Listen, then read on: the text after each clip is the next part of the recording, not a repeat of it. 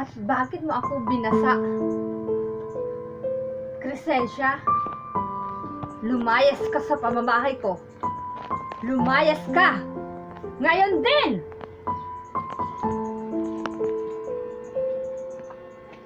Mama, anong nangyayari dyan? Pinong, tinatago ka na niyong mama. Wala ka daw rito.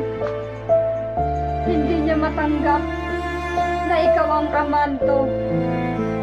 Kaya kung ako sa'yo, mag-desisyon ka, Pinong. Totoo yun, mama. Ako nga ang ama ng dinadala ni Crescencia. At kung hindi niyo siya matatanggap, pipilitan akong iwanan ka. Hindi. Kahit kailan, hindi ko matatanggap ang hampas lupa na yan. Hindi kahit kailan. Hindi. Hindi rin naman palang kayang tanggapin, mama, si Crescencia. Mabuti pang umalis na lang kami dito. Anak, huwag mo kong iwan! Anak, huwag mo kong iwan! Huwag iwan!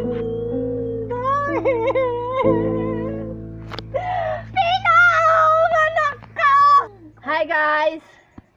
Kung nadaanan nyo pala yung YouTube channel ko, huwag nyo naman kalimutan i-subscribe.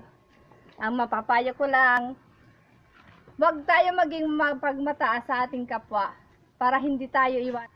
Ang may papayo ko lang, dapat mahalin natin kung sino ang magiging mahal ng ating anak kasi hindi sa lahat ng oras kasama natin sila.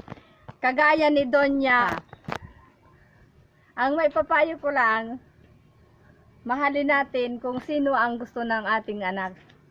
Kagaya ni Donya Lucrecia, naiwan siya nag-iisa, kaya huwag tayo mapagmataas at gawin natin kung anong dapat